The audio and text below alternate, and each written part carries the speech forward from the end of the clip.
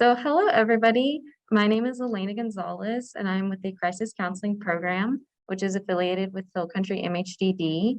I am a crisis counselor, and today we're going to talk to you a little bit about dealing with COVID-19 anxiety and returning to school. And I'm Melanie, and I'm here with Elena to help her present this information to you guys. So before we get started, we did want to kind of start with, the facts and everything of that nature so that we can have a good baseline. And a lot of the times, I think that it helps to know, what's going on and kind of like actual facts when dealing with anxiety. So that's what we wanted to include. So one of the first things that we did want to talk about was being informed about the real risks and the benefits of, returning to school in person during, the ongoing pandemic, because it is still happening. So it's really important to be informed about everything, like being there physically, not being there, and all that stuff, right? Another one of the things that we wanted to talk about was consulting reputable sources. I know that a lot of the times headlines can be misleading. So especially now, it is very important to know where you're looking at and what you're reading and make sure that it is, a concrete, solid resource. So that's definitely one of the things that you should know and like what to expect. Along with that, the different requirements that schools may have given, the virus and what they consider to be a requirement and maybe what other people don't consider to be a requirement. So knowing those things can kind of help make us feel a little bit more at ease, because although we can't control it, at least we're informed and we know what's going on, right? Another one that we need to talk about is being prepared and for an increased caution, especially over, our kids. I mean, I don't personally have kids, but just in general, if I was a parent, it's very concerning to know about your kids' health and try to figure out how you can keep them safe, visiting the pediatrician to talk about seasonal allergies versus COVID symptoms, or, the common cold, because, we can still get sick and not have COVID, but just being able to recognize and differentiate the different things is very important during these times. And then lastly, I think that trying to figure out what's best for your family, figuring out if learning in person is best, if you have that option, or things like that. And, just understanding that it's going to take time to adapt to going back to school, and in-person learning. And it is going to be scary, of course, right? We're all here because we have some form of anxiety. So kind of understanding that it is going to take time might help us feel a little bit more at ease, just so it's not so much pressure. But that's just some of the stuff that we wanted to talk about before getting into everything else. And then Elena can talk to us a little bit more about some more facts and statistics that we have found among, reputable sources. So first, we kind of want to gauge how everyone's feeling, right? So think on a scale from 1 to 10, how anxious are you feeling about going to school? Whether you're a parent of a child, or you have friends who have children, or if you're a student yourself, just kind of gauge how you feel about this. Any kind of those anxious or nervous thoughts. Whether you're at a 1 or a 10, it's completely normal. It's valid if you're anxious or if you're not. Not everyone may experience that kind of anxious feelings, but we want to provide some insight for those who do feel this way. So the stats, like I was saying earlier, we wanted to kind of have a good information, concrete evidence about what's going on and what they found during these times. And we found this really cool article that laid out different studies, and it was given to parents about their kids, asking them different questions about, what their feelings were returning back to school. And it was, it was questions given to parents and students, and I think it was about 1,000 participants. So of course, the numbers are only based off that percentage of people that were, answering the questions. However, it's still very relevant and good to know and kind of see where, kind of like Elena said, gauge where people are at and gauge where you're at. So in the study, they found that 94% of parents say COVID-19 interrupted the daily lives of their children. Along with that, 74% of parents say COVID-19 has impacted their kids' mental health, with 27% reporting a significant impact. Along with that, 66% of parents say that their children reported feeling concern or anxiety about returning to school, which is why we're here today, right? along with 85% of parents say these anxiety symptoms are new for their children. And lastly, a majority, 41% say that symptoms have begun in April 2020, which is pretty insightful, given how long it's been since everything hit and, everything started to happen. I say that that's to think that a lot of these, kids, their students, parents, everyone have felt that way since then and are still feeling that way, it holds a lot of weight going, given what's happening right now, right? Mhm. So from that same source, these are just kind of visuals for you just to see what those stats look like. So again, almost nearly 66% of parents have noted that their child is expressing anxiety or concern about going back to school. And then on the right here, you have the percentage of those that are concerned and what their grade level is. And if you notice, the highest one is high school. I believe, oh, sorry. Sorry. I believe that's just because that's a very pivotal moment, I feel, in a lot of adolescent lives. Um, what direction they want to go in with their life. And um, especially with all the lockdowns, you go in you're a sophomore in high school, and now you're nearly a freshman in college, and everything has been remote. So I think it just provides a little bit of insight of what the kids are going through. Right. So now that we kind of talked about some of the facts, what to expect, and things of that nature, we wanted to switch gears and finally talk about, what we actually can do to ease these anxieties and to ease the different kind of fears that could arise given the situation that we're in. And we wanted to start with parents, things that, you as a parent can do to help, aid in, relieving this anxiety and things like that. So we want you to think about what challenges may students face this year as a parent. There are a lot of different areas that may be affected by going back to school and just the general anxiety around COVID itself. So Melanie is going to get a little bit more in depth of all of these different areas. Yeah, exactly. So obviously we know even before COVID hit that, students faced a lot of challenges, at the beginning of a school year, during, at the end, you have it, whatever you call it. But of course now during these times, it's going to be even more, I would say, not necessarily important, not that it's not important then.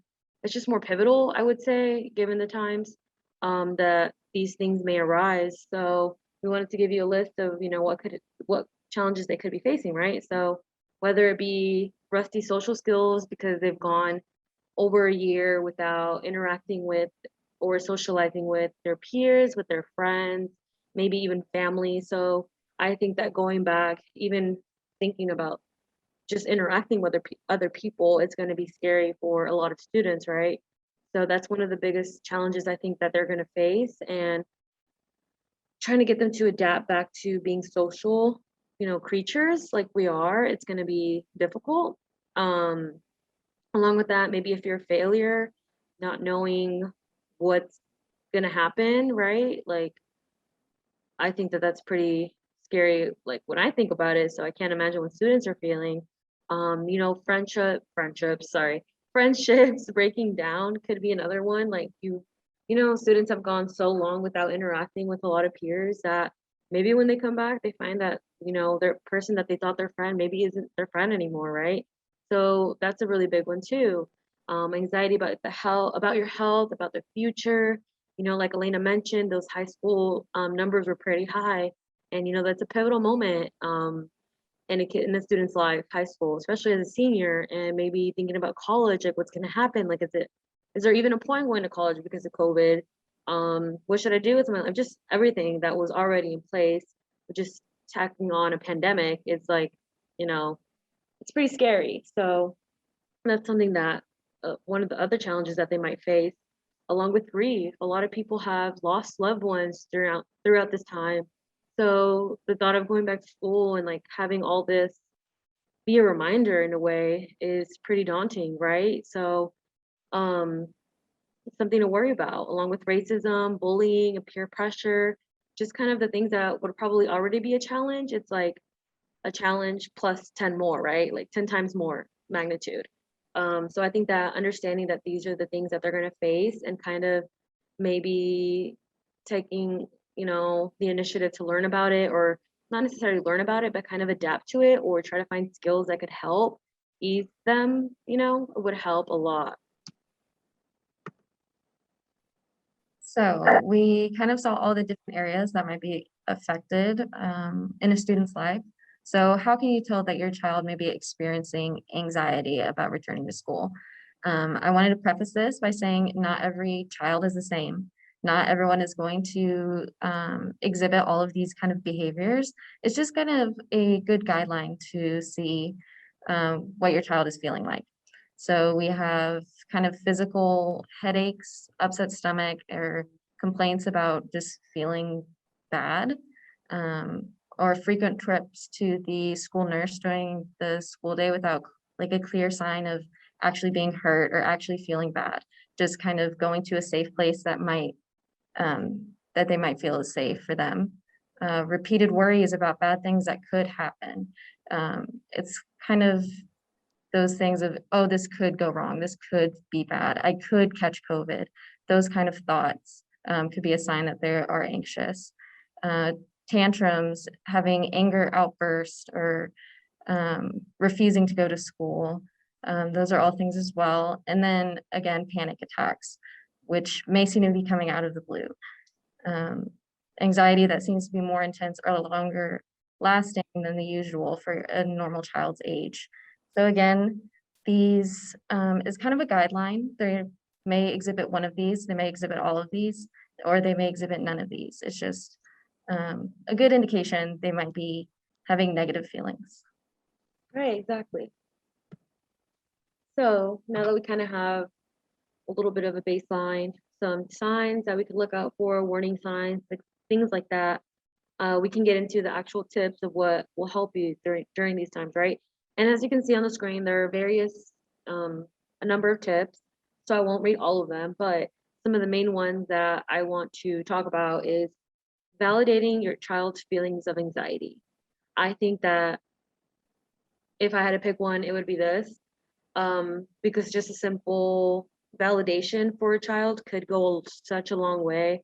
I would say there's nothing worse than putting your child down, maybe if that's not even your intention, but just to you as a parent, it may not seem like a big deal, but to them it is, right? And you allowing them to express that freely will actually bring you guys closer. And you'll probably find that your child will come to you more, with their concerns. So I think that's very important to validate your child's feelings, their emotions. Like I said, whether you think it's a big deal or not, to them it is. So letting them know that you're there for them without judgment can go such a long way. But yeah, that's one of them that I find really important. Another one would be establishing routines before school starts. That's something that's, in your control.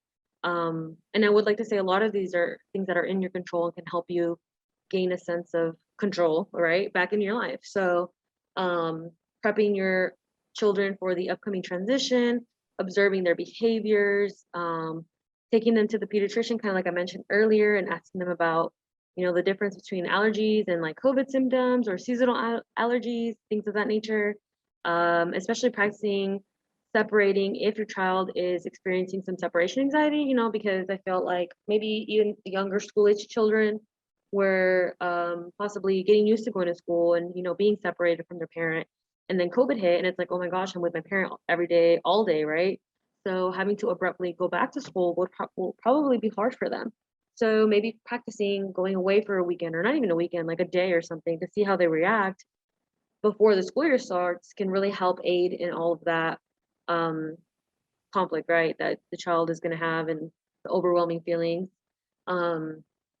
Yeah, so these are just some of the ones that we wanted to talk about that could help you in aiding the anxiety for you along with your child, right? So moving along, we're probably going to get into shift gears and go to talk about what students can do and how we can help them and aid the feelings of anxiety and other concerns that they may be having.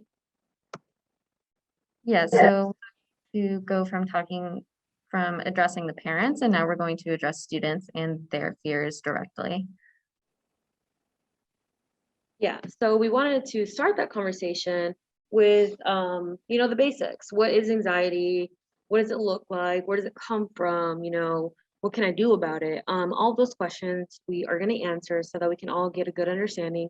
Because although some of us may already know what anxiety is, or you experience it and you've lived with it, not everyone does. So I think it's very important to kind of get like a little good definition and illustration about what it is, right? Yeah, so why do we get anxious? So it comes from a biological instinct from, like it says, 500 or 50,000 years ago. So, back in those days, we had predators. So, like it says, let's go back to those days. Imagine you're walking through a jungle and a tiger jumps out in front of you. Um, that will kind of kickstart that anxious feelings in you. Right.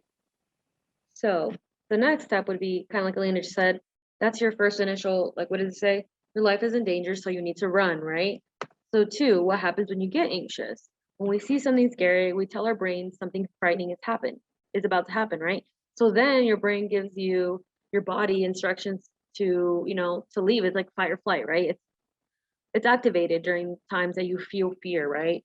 So as you can see from this really good illustration is our brain focuses on getting away, which you can see is pointed to the brain, and then our body starts to sweat, our heartbeats get faster, get quicker.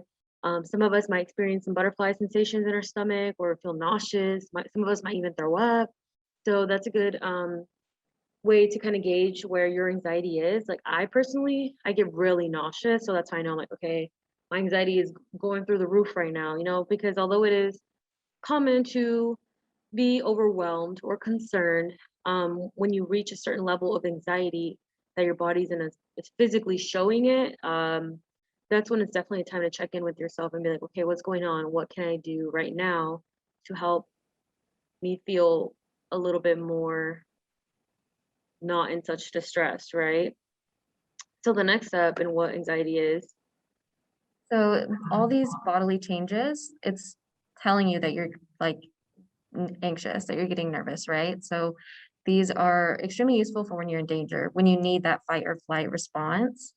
Um, they help you react quickly and run away from the tiger, right? But Melanie's going to get into why we feel these anxious feelings nowadays. Yes. So why do you feel anxious? Why do we as a person individually get anxious? So as you can see from the illustration, you may be seeing tigers, right? Obviously not, but that's just like the object, when they don't exist. So for example, do you get these anxious feelings at the thought of starting the school day, going to the playground, attending birthday parties, or getting lost?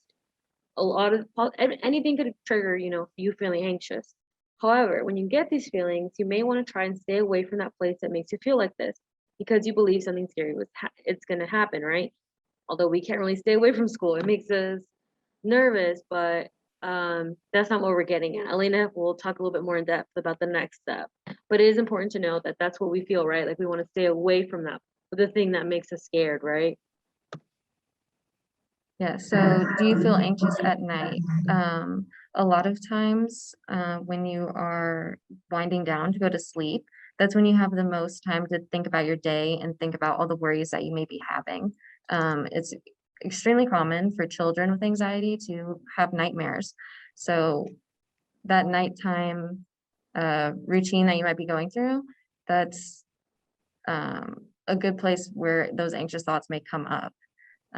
Anxiety can leave you lying awake at night, worrying about what you could have done differently that day or what's going to happen in the future, tomorrow, the next day, whatever. Um, just thinking of all of the possible negative things that might happen is extremely common in the nighttime. Right. And then lastly, in this, nice illustration that we found was, it is important to let someone know.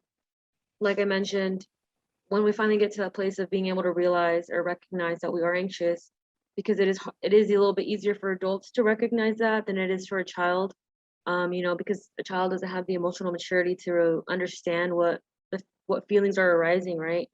Um, So it's important to let someone know if you feel anxious. So like kind of like I said, validating their emotions, letting them come to you and express what they're feeling is going to go a long way. Um, and that way you can help them, feel better. And you guys can discuss like a game plan on dealing with it together and helping both of you guys feel better. Because I'm pretty sure parents don't like to see their child in distress, just like the child doesn't like to be in distress, right? So having that open floor of communication will help students deal with this anxiety and all the feelings that may arise, like I've been mentioning, right? So what are some ways that students can manage their anxiety? We wanted you just to kind of think about this, think of how you managing their anxiety, think about a parent, a child, however they are able to manage those anxious feelings. I know for myself, well, Melanie's going to get into a couple different options, but I wanted to share one for myself. I like to focus on what I have control over and what I don't have control over. And that's one of the ones listed. It is extremely important to um, think in that way. Yeah, exactly. Thanks, Lena. So kind of like she said, these are some tips that can help you as the actual individual deal with everything. Give yourself a sense of power, a sense of control over your life, right? So like we've been mentioning, labeling your feelings, validating your feelings, having someone validate your feelings is going to help. But I would say also even validating your own feelings. I feel like a lot of times as humans, we tend to say like, oh, I shouldn't be sad about this, or I shouldn't be this about that, right? But it's important to be like, you know what, that's fine. That's a feeling that I have. Um, but where am I going with this, right? Like if I'm feeling angry, like what am I really feeling? Like, am I hurt by something someone did or, XYZ? But specifically when it comes to anxiety, labeling it and being like, you know what, I am scared about the future. I am worried about my health. I am concerned about this, blah, blah, blah. It's going to help you kind of have a good start point to unpacking everything else that comes and getting that sense of control back in your life. Kind of like I just said, acknowledging what you can and cannot control and what Elena just said is going to go a long way. I know it may seem pretty minuscule, but like I said, it goes a long way. Being able to label the feelings and then acknowledge what you can and can't control helps you make a plan, and from the plan you're allowed to do much more because you already have, like I said, the plan, right? You have a game plan. You can figure out what you're going to do and just like ease those fears, maybe even diminish all the negative feelings that you're having, and just be happy, or maybe not even be happy but just not be overwhelmed with all the negative feelings, right? Doing something fun, taking your mind off of things will help you by not focusing on it so much, right? Like distracting yourself for a moment. And although I understand that feeling might still be there when we get back, but just being able to distract yourself for the moment and coming back to the situation at hand with a clear, logical head will help you figure out what to do or what not to do. Because if it's like, for example, while we're out here, right, to deal with the anxieties of going back to school, while we can't control how schools are run or what guidelines are given, we can, do certain things like we've been mentioning, like staying informed, knowing what to expect, um, making a game plan, making a routine for school, like researching this, going to the doctor. These are all the things that we could do to help us feel better, right? But if you're not making a plan or distracting yourself and you're trying to solve the problem with all these feelings, you're not going to be able to come up with a logical, solution, right? So doing something fun and distracting yourself is going to really help. Doing some movement that kind of goes along with doing something fun, going out for a walk, going on a hike, swimming, doing some jumping jacks, working out, rock climbing, whatever it may be. Just getting, physically up and moving will really help. Practicing gratitude is a big one. Trying to focus on what are the good things in my life, you know, because I feel like a lot of times people are focused on what's going wrong. And so you lose sight of what's really important. And although maybe that thing is important, just remember that there's also good stuff going on. Can really help you put your life into perspective and help you face that situation with much more, again, like logical awareness, right? But those are just some of the tips that we have for student led anxiety management, and then we can move on to the next subject. Mhm. So we wanted to pose the question, are kids getting the mental health support that they need? As we saw in the stats that we showed earlier on in the presentation, there has been a huge increase in mental health issues among youth. And because it's this sudden spike, it can feel kind of overwhelming trying to find resources for your kiddos or other people's kids who may be having these anxious feelings, or maybe they're going through depression or just any kind of mental health issue. So this is why we wanted to provide some resources for you that Melanie is going to get into. Yeah, exactly. And I would also like to know, kind of like Elena just said, thinking about this question in your personal life, I think it's really important to have these conversations and kind of going out there and doing your own research and seeing how students' mental health are being affected given these times. Yeah, I just want to say that I think that everyone should take the time to kind of see what's out there, and even see the resources, which I mean, we are going to give you some, but just in your own everyday life, like doing this and starting up that conversation with others or other parents. Say you don't really check in with your child, or you know someone who doesn't really have that kind of relationship with their child, again, like I said, starting that conversation and seeing, spreading awareness, I guess is what I'm trying to say, is really important during these times. But anyways, we can move on. So resources, Elena and I have found several different resources that can help, and we listed them all here. They I was gonna say you can click it, but you can't. But I'll try to have a separate document. Maybe we can access it, but either way, you can see them right here. And all these are different, explaining anxiety, you know, back to school anxiety, mental health, basically everything we just talked about, but you know, a more concrete, full, more detailed, I would say, pages. And we read all of these, so they are really good. And I definitely would recommend going to them. But that is actually all we have for you guys today. Um, yeah, Alina can walk us through, you know, our contact information and things of that nature. So thank you all for being here and watching this video. If you or somebody you know, or you know an organization or a business or any establishment that might benefit from presentations like this, or we also offer group skill sessions, individual skill sessions, just kind of mental health education as well. You can get in contact with our team lead, Lauren Mitchell. Her phone and email are listed right there. And our program also offers a mental health support line. So it's completely free. It's available 24/7. If you or somebody you know may be going through some tough times and just need some mental health assistance, you can call this number and it'll put you in contact with a mental health professional. Yeah. But like Atlanta said, thank you everyone, you know, for watching. If you do watch it, I hope that you got some good information. Of course, like she just said, contact us if you have any questions. We'll feel free to, you know, answer them as best we can. But again, hopefully everyone gets settled back to school a little bit, you know, well. But yeah, thanks again for being here. And that's all we have for you guys.